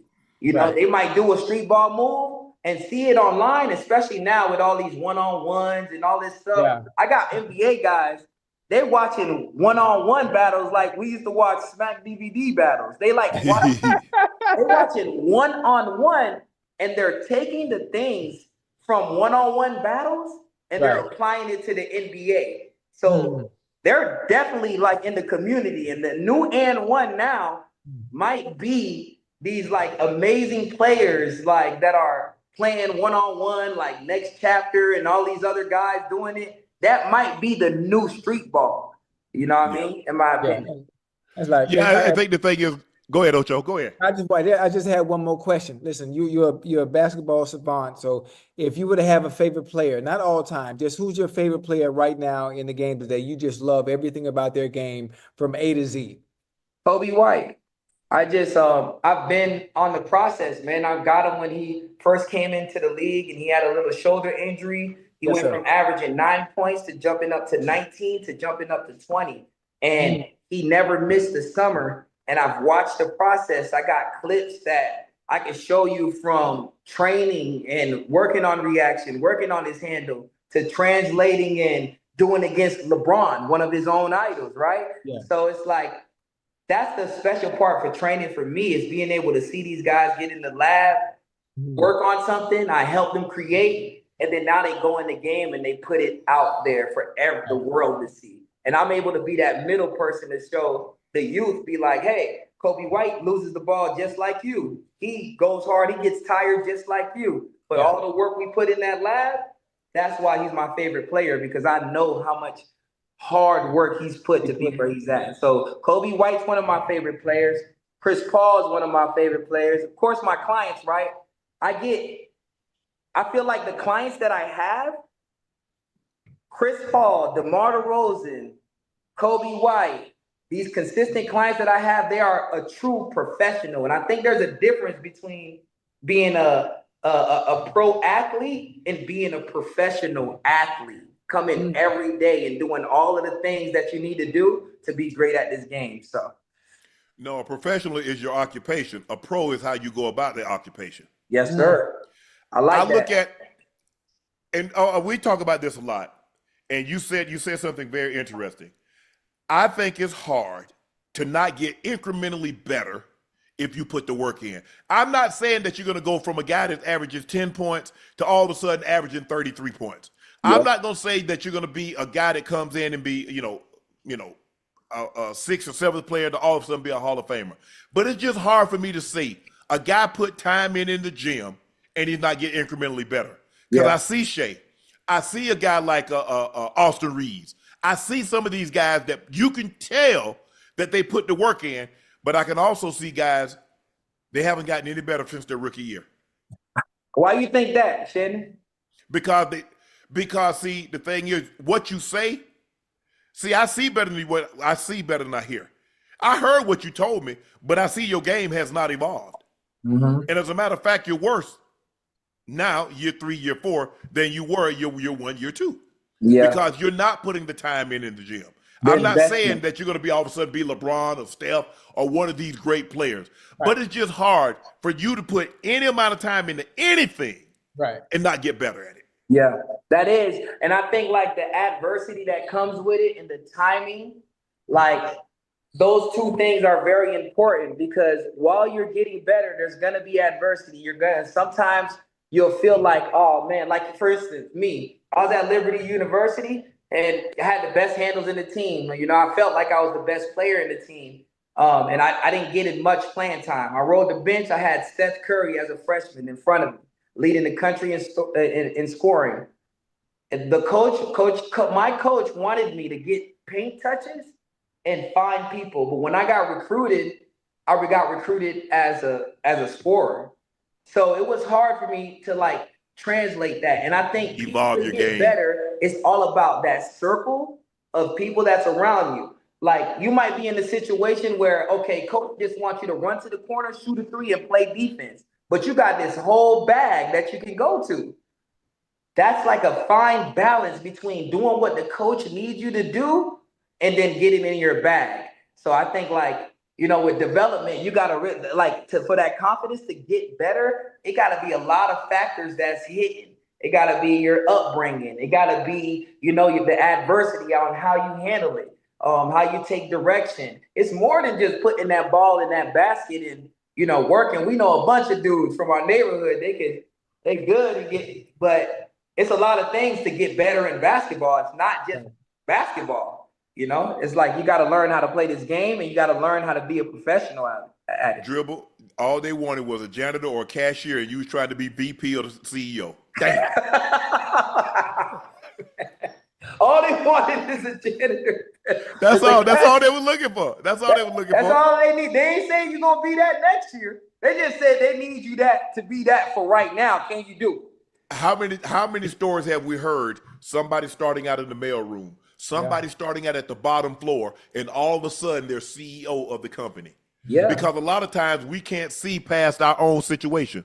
Yeah. We can't see the box that we're in. That's as far as we can see. Yeah.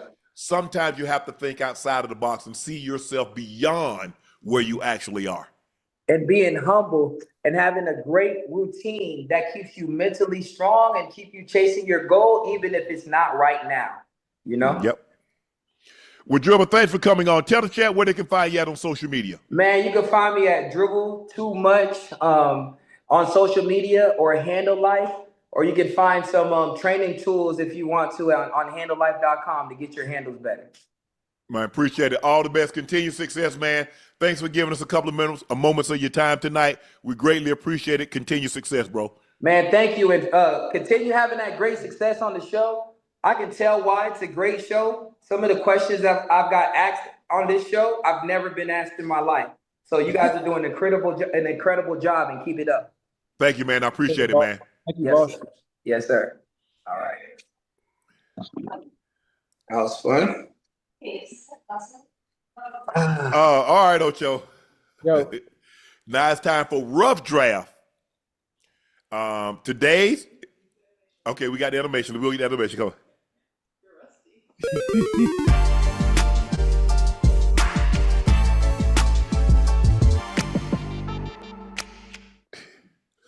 All right, Ocho. Today's questions: top excuses to get out of plans. oh, that's a good one, there, boy. You know, hey, and I get to go first. Nah, I won the last one. It's not who go one. You go who go. We rotate. No, hey, hold on. If we play basketball and I make the shot, it's make it take it. What you talking about? First of all, Ash been giving you first for like the last Okay, five go ahead. was. You know what? You can go first because you're gonna lose anyway. Go ahead. Ocho, man, you know, man, I got a headache, Ocho. Yeah. I can't do it tonight. You can't go? No, can't go. Okay.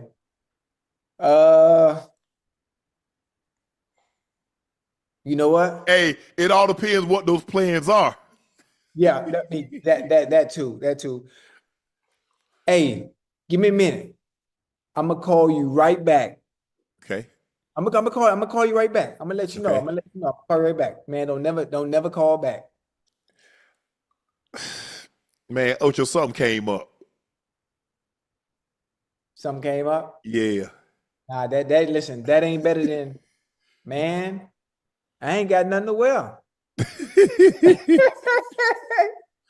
Well, you know what, Ocho? I'm just tired, man. Tired. Tired? Nah, don't nobody ever say they tired. You lied. You lied. Man, I ain't heard I'm tired. You heard it before. Hey, you know what? But I ain't gonna be able to make with y'all boys tonight, boy. I gotta chill with my old lady, boy. Yeah, that's a good one. That's to keep the peace, Ocho. Yeah. Gotta keep that peace.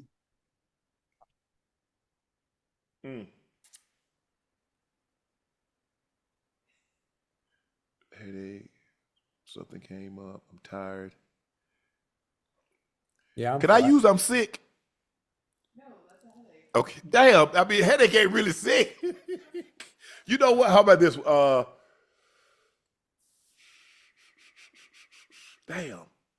Yeah, I don't really do the whole lot of excuses, Ocho. I just I ain't gonna be able to make it. You done lost already. Now I told you you could go first. You were gonna lose anyway. Nah, you know what, Ocho? My dog's sick though. Yeah, Yep. man. You know, Titus, man, been pooping all over the place. Okay. Shit. Boy, what's up, boy? What y'all boy finna do tonight, boy? But y'all got booby trap? Well, Club Live? Boy, shit, but y'all boy tripping, boy. At the beginning of the month, boy, rent due, boy. I can't go. Boy, y'all boy tripping. Hey, I like Debo. Y'all ain't never got no money. Headache, something came up. I'm tired. My dog's sick.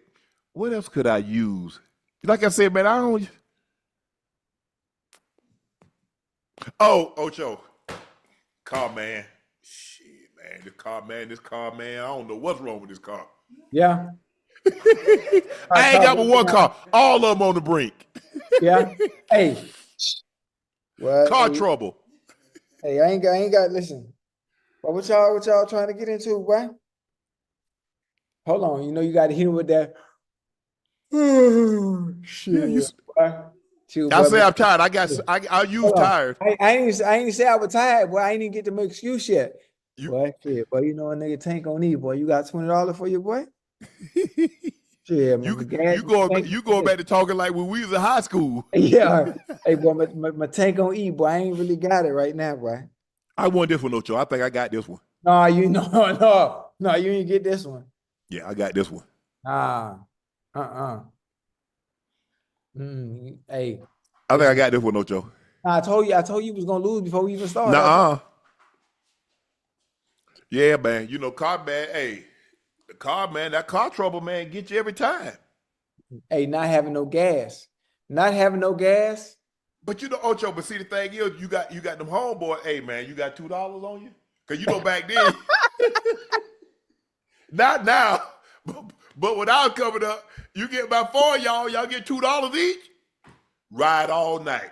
Hey, but that was funny. Ain't going nowhere, just riding around. That's it. Hey, that was a good one. All right, Chad, what y'all think? Oh, I told you what it was.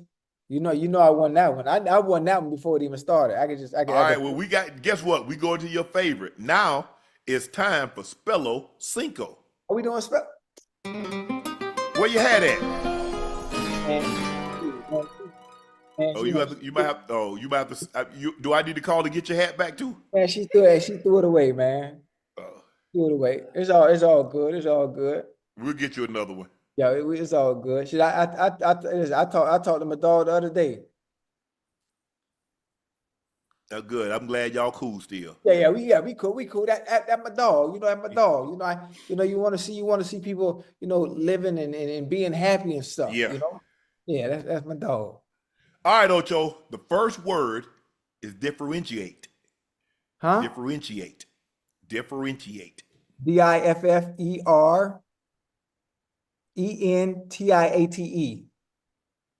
That's it. Yeah. Oh, listen, I know how to spell now. I know how to spell. Don't do me like that, huh? Don't do me like that now. I know that's what I do now. Okay. Somebody put up stop cheating, Ocho. Wait a minute. As soon as you said the word, I started spelling. What are you talking about? I know. That's why they say stop cheating, Ocho. The next word is anesthesia. Anesthesia. Ooh, this is tricky. It ain't that tricky. No, it is, because there's a H in there somewhere. Anesthesia. Hey, I know. Listen, hey, I'm gonna mess this one up, and I know I'm gonna be pissed because I know it's an H in there somewhere. Anesthesia. A-N. Oh, golly. A-N-T-H. Anesthesia. Anesthesia. And anesthesia. Anesthesia. All right. A-N-E-T-H-E-S-I-A,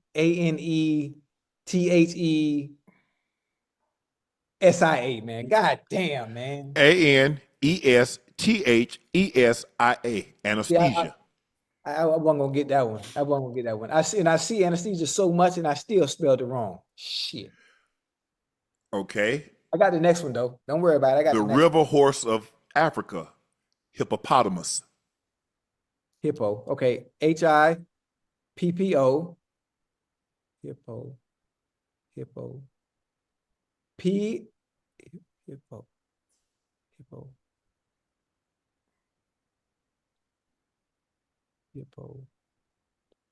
Okay. Hippo. P-A-T-T. Why Ash laughing at me? Ash making me laugh. Hey, that man done added about 3 T's to hippopotamus. No, I didn't. I just said I ain't even get to the T part yet. I just say hippo. So I You done got said hippo out the TT. way. Huh? You done said TT. Hippo potter. Hippo HIPPO. Pa. PATAMUS. HIPPOPOTAMUS. Hippopotamus. There's only one T? Yes. Oh my goodness. All right, I got this one. I promise you, I got this one. Handkerchief. Handkerchief. HANKERCHEF.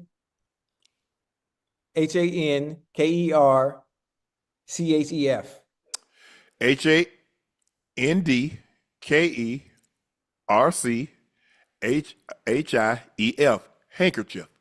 Where the fucking D come from? Where the D come? Unc, you gotta pronounce it the right way. You said handkerchief. That's what it's pronounced. No, Handkerchief. well, you got no. It's not handkerchief, it's handkerchief. Well, you need to no, that's not the The not D way is it's spelled. silent. Handkerchief. Well, no, Handkerchief. if The D you is want- silent. You can't do that. You can't Yes, do I can. that. I did. I spelled it how you said it. If you No, want- the D is silent.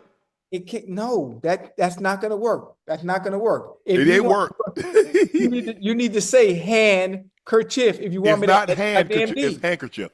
The D is silent. They butchered the English language. That How doesn't- they got nothing to do with me? That was way before my time. Ask Gutenberg. Golly. Okay, how about this one? Hygiene. Hygiene. Oh, hygiene. That's easy. HYGINE. Wait. HYGIENE. HYGIENE. Yeah, you listen. That's one thing I don't play with. That's how I know how to spell that one right away. I You don't were play two. with my Ocho, you were 2 out of 5. Damn. I'm sorry. Hey, Chad, I apologize. I apologize. I'm And sorry. now it's time for Dunk on Unc. Okay. Let's go.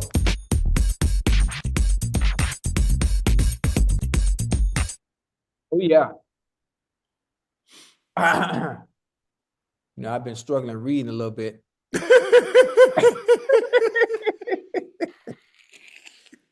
Hey, Unc, before we start doing it, can I tell you something that What? really, nobody really know? I can't even see out my right eye. You know that, right? Really? And that's on my mom and my grandma, rest in peace. I know I play around on here a lot, but it's one of the few things I really don't share with nobody. And people say, well, why you always wear shades all the time? Or why you always, I can't see out my right eye. And most of the time, even if I'm focused and let's say I'm looking at you, if I stare at an object long enough, my eye veers off to the right. Oh, so you got an eye that focus and a slide eye. Bingo. And hold on, it's been like this since high school, huh? Yeah, like So what you call it? Arnett Jason, you got an eye that scan the room. So when you Bingo. see people that coming in the room, you focus on looking at Jordan, and then you see you come in the door, you see him bringing the food out the back. But Okay. But you would never notice it because nobody ever notices it. But just sometimes when I'm on camera, if I sit here and lock in long enough, and it'll look like I'm looking at you, but all of a sudden this one it veer off to the right because it has no focus. It's really not looking at anything. Okay. Yeah, it's weird. It's weird. But anyway, back to the matter of fact, you know what? I played my whole career with one eye. And something you can notice, if you ever go back and watch film, always notice how I don't catch the ball until it gets right up on me. Well, Literally, all my balls are caught right up here instead of reaching my hands out because I can't see it until the ball gets close enough. It's weird. I just had to throw that out there. Fun fact. Appreciate that. Appreciate you sharing that. Yeah. Anyway, okay, here we go. Dunk on on. Ass. No, I'm dead ass. I ain't say nothing. I said, yeah. No, I'm dead. And see, I put it on mama, and grandma, so you know I ain't playing. Yeah, I know you telling the truth. Yeah. Okay, here we go. Dunk on, baby. Here we go. Who holds a record for the most points scored in a single NCAA men's basketball tournament game? Oh my God. Yes, who holds a record for the most Austin points? Carr? God damn it. Jordan, give me that thing. Jordan, give me the thing. Give it to me, Jordan.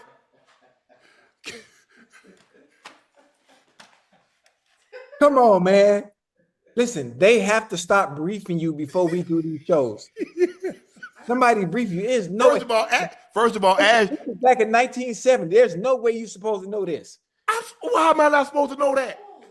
How old were you in 1970? I was 2.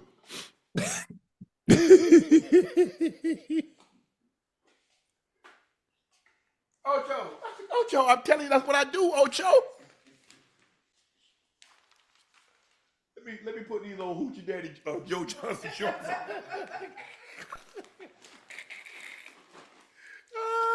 Okay, I'm ready. Man, Let's go. Man. Okay, I got this one. All right, chat, stay with me. Which player holds the NBA record for the most turnovers in a single playoff game? Ain't nowhere in here you getting this. James Harden. Nigga. Hold on. Well, how many? That wasn't a question. All right, well, what year was it? He did he turned it over against the Golden State Warriors. So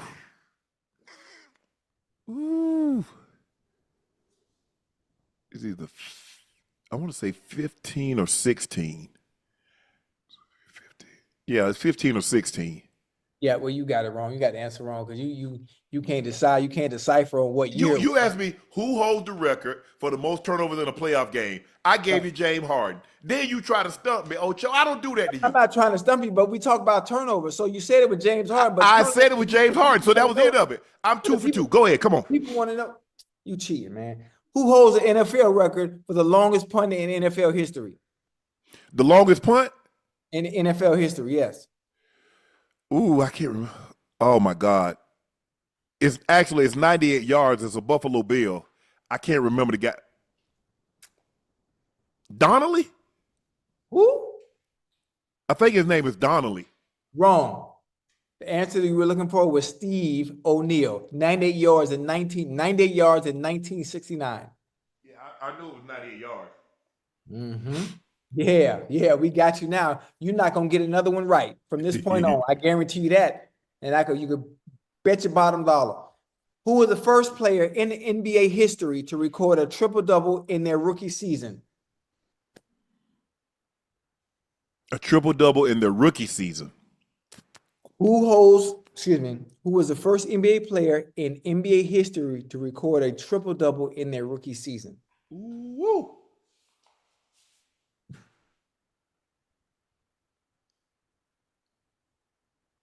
The league started in 1947.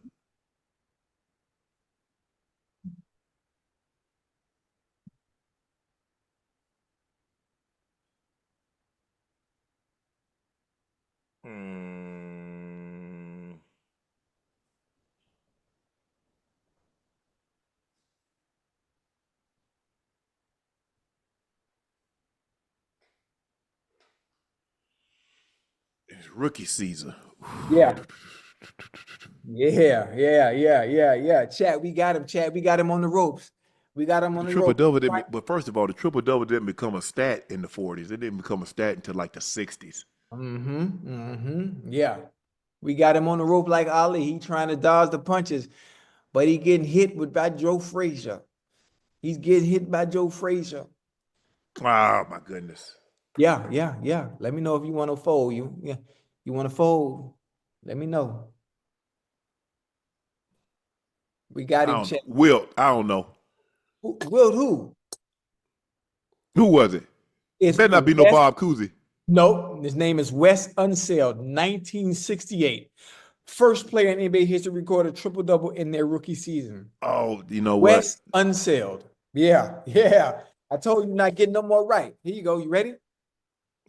Here we go.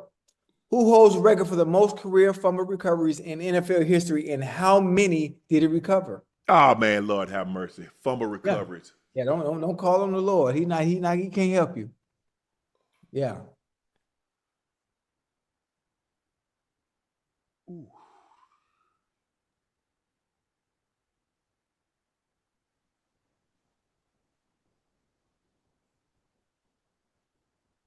London Fletcher, 22. That was a good one. But the answer you were looking for was Warren Moon. The answer you were looking for was Warren. Oh man, so Quay. Hey, listen, the Warren Moon, and obviously, strip sack and being able to recover the fumble after. Yeah. Or he fumbled the ball to sort of snap to him. Mm-hmm. Yeah. Damn. We got him. Here we go. Here we go. Which NBA player recorded the most points in a playoff debut game? Allen Iverson. That is absolutely wrong. The answer you were looking for was Luka Doncic when they went back to Dallas and he gave them boys 42. Hold on. You said in a debut playoff game? Debut points in the play. Yeah, wait. No, AI 48, 2001. You sure about that? Yeah. Now hold on. Let me check. Hold on. Let me check. 48. That was the step over game. He gave the Lakers 48 that game? I don't know, Ash. Ash might have to Hold check. on. You said who scored the most points in a playoff debut game, not a finals game? Debut. Yes, his debut. Just a debut. Okay. That's it. So I was thinking finals. Okay. Okay, yeah, you're right. I Okay. didn't the word final didn't come out my I was mouth. thinking finals. You only got two right. Well, You only got two right. So I was 2 for 5, you was 2 for 5. so Luka played against the Clippers, didn't he? No, I said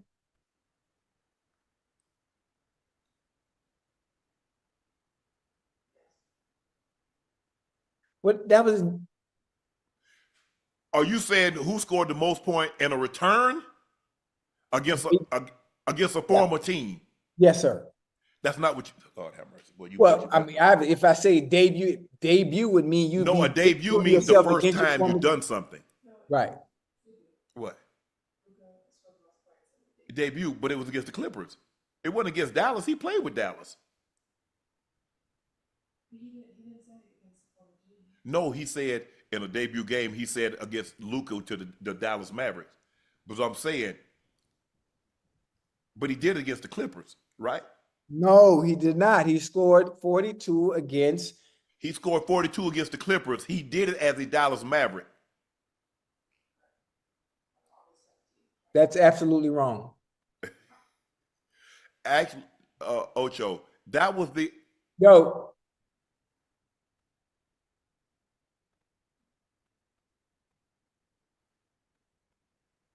That was the bubble. You see how Ocho, he tried to stump me, he stumped himself. Y'all see that chat? Y'all see that chat? That's time for our final segment of the evening. It's time for Q and A. I mean, you got it right anyway. We tied. Finally. I beat the brakes off you last time. Video Short says, what's up, Nightcap fam? What team last name would you change, college or pros? Me, I'll say Gamecocks in 2025 is wild. He say, who name will we change? Yeah, he want to change the South Carolina Gamecocks. Yeah, so he want to change the last name. He don't want it to be called the Gamecocks anymore, right? Nah, but a Gamecock is dangerous. Does he know the history on Gamecocks in real Yeah, life? it's fighting chicken. Man, shoot, what them things gangster. Don't change. I ain't changing that name. That's dope. I like that. Yeah, I mean, when I was growing up, cockfighting, what it's called, was really popular. Yeah, huge. Hey, yeah, you know, them birds, but they go for a pretty penny now, huh? Oh yeah, for sure. Depending on where you at, you know, if they had, they don't have it here. I'm just saying, depending on where you live at. Oh, it used to be a big thing. It's a big thing in Miami. They still have it. Yeah. Yeah. Okay. Yeah, it's a big thing. But they have, they have spurs, they have knives, they have boxing gloves, they have all kind of things you put on the spurs. Yeah. Kimber Norwood Jr. said, I had a birthday. I listened to the GOAT, Lil Wayne, and the BET Awards. Was a 10 for 10. Yeah, it was. I saw a little bit of it. Man, for me, Wayne still got, the way he put stuff together, Ocho. Yeah. Wordplay. Yeah. Yeah, man. He's special with it. I like Wayne. I think people have gotten so used to this era and the sound of music in this era. They don't really appreciate. They ain't got no wordplay like Wayne. It's Yeah. just like the old guard. When you heard KRS-One and you heard Big Daddy Kane and you heard Rock Him. This guy can't see them with wordplay, but because you don't remember, you didn't listen to them, you think these guys be, and there's some good rappers. I don't want to diminish anybody. But when it comes to wordplay, when you start talking about KRS-One and Big Daddy Kane and Rock Him, man, stop it. Yeah. Wayne is from that. Yeah. I think just in general, obviously too, with this era, the sound of music is different. I hate using the word mumble rap, but that's what's hot right now. And then Wayne coming back with what we're used to hearing from back in the days, and people maybe not liking the beats. Yeah. Maybe not liking the beats, but not listening to the words that are being displayed and that he's saying. But again, you could understand everything they were saying. This rappers, I mean, KRS-One, you could understand everything he's saying. You could understand Big Daddy Kane, what he was saying. You could understand what Rock Him was saying. You could understand even Buster, even though they going fast, but you can understand it. And you could understand Twister too. Yeah, some of these guys. Actually, it was Fab Five Freddy was the first one that had that fast rap. I don't know if you remember fast for your MTV rap, Fab Five Freddy, but. Yeah, I like Wayne, and some people don't like it. About man, he fell off. He ain't fell nowhere to me. Scooty Puff, evening Unc and Ocho, kindly and humbly ask if you will say a prayer for our dog Leo. A large tumor was found, and sadly we don't have much time. Leo enjoys his nightcap. He's sending his best. Scoot, hey bro, you ain't gonna tell me I know. I've been there. I had a bull mastiff named Titan. He started walking with a limp. Took him to the vet. The vet says, Mr. Sharpe, he says, I'm looking at his leg, and we took some fluid off it. He said, Mr. Sharpe, I think he got lymphoma. He says, I'm tell you what I did. I already called the University of Georgia, and if you can get him there, they'll take him. I say no more. Drove straight to Athens. Took him in. It just so happens it was on the effing weekend. As a matter of fact, it was the 4th that Monday, so they weren't going to be able to see him. Man, Ocho got him, took him there that Monday. We got him there that Sunday. It was a Sunday. He stayed Monday. We went back up there Tuesday, talked to him. My girlfriend went back up there that Wednesday. They said, Mr. Sharpe, we can do radiation, stuff like that. But they was going to have to put him to sleep. So every time you do radiation, you're going to have to put him to sleep. And then they say for a year. So I was going to end up paying like $20,000 just to get another year. I said, nah. I said, we finna come get him. We came and got him that Saturday. Yeah. Called the lady that Monday. Put him down, man. They like family. They like kids, man. And it doesn't get any easier. But the joy that they give you, Ocho, I ain't gonna lie, I can't see myself being without a dog. Yeah, see, I don't understand. I can't deal with that pain. I've been through that pain once, and going through that pain when I was old enough to understand, I don't want to feel this again. That was enough for me not to get another dog. Hell, you remember when we started the show and you were telling me about the dogs and listen, I'm tearing up and you telling me about your dogs, they ain't even mine. Yeah. And I'm crying just hearing what you're talking about. So that lets you know how I feel and how unstable I am and how emotional I can get for losing a pet. I can't do it no more. I can't have anything tied to me for that long a period of time, and then I lose you. Yeah. Scooty Puff, bro. Give him as much love as you possibly can. Let him have his favorite treats, and let